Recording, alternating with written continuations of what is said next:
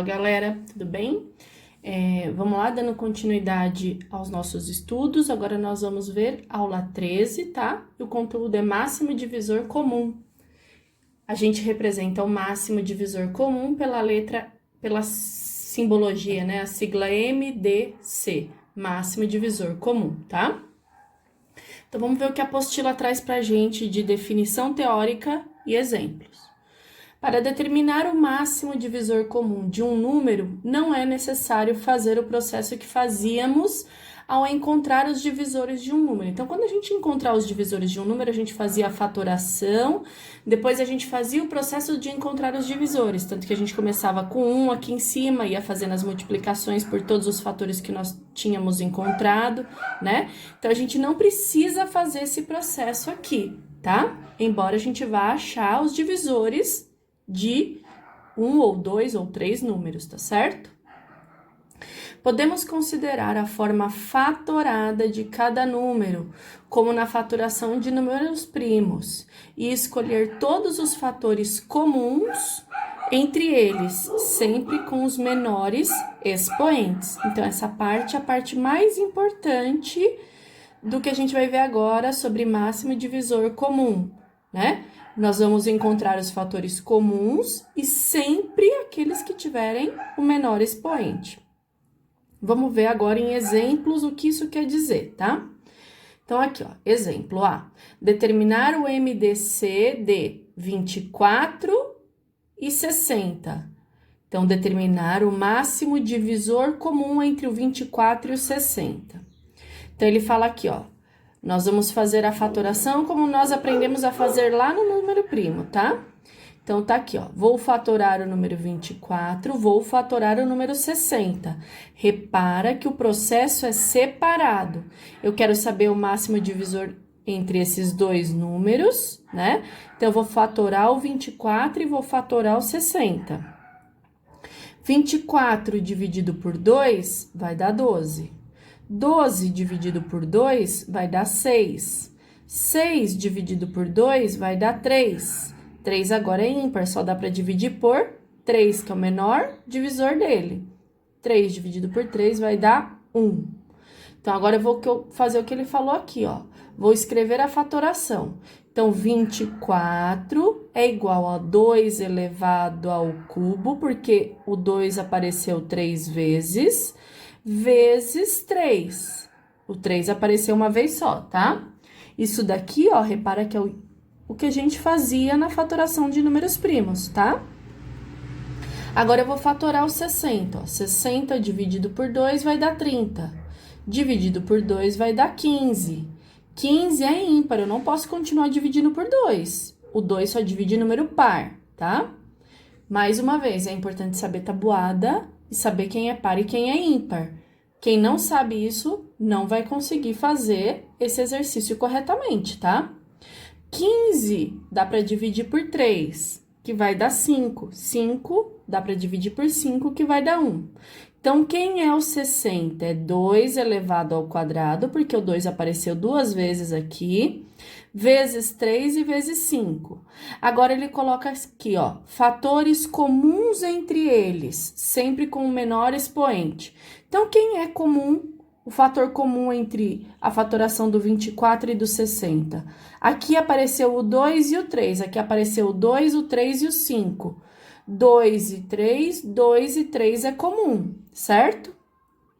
Aí ele fala aqui, ó, sempre o menor expoente. Aqui eu tenho 2 ao cubo, aqui eu tenho 2 ao quadrado. O menor expoente é o 2.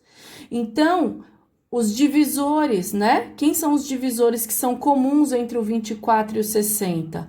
O 2 elevado ao quadrado, porque eu devo considerar sempre o menor expoente, e o 3. Então, o MDC, o máximo divisor comum entre 24 e 60, é 2 elevado ao quadrado vezes 3. Quem é 2 elevado ao quadrado? É 2 vezes 2, que é 4, vezes 3, 12. Então, o MDC entre 24 e 60 é o 12, ó. O número 12 é o maior divisor entre os números 24 e 60, tá?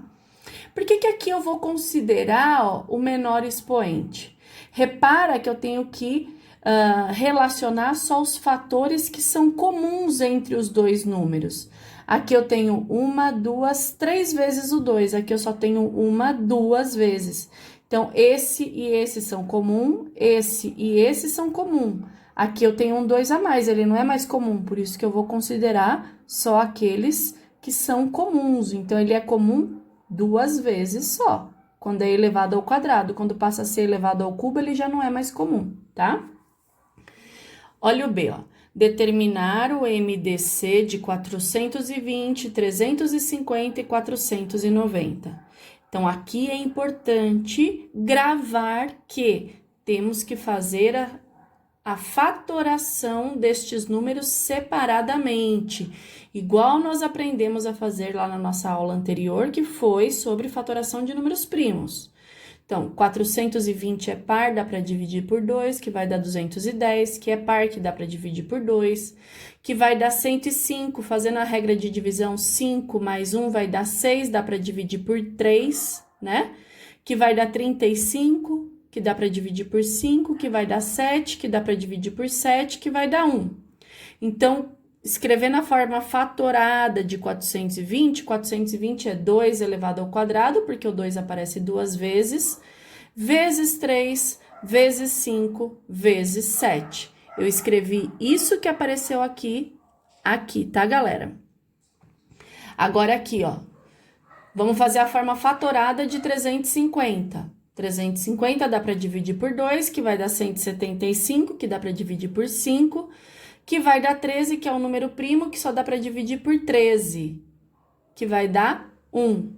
Então, 350, quem é? É 2 vezes 5 vezes 13. Agora, eu vou fatorar o 490.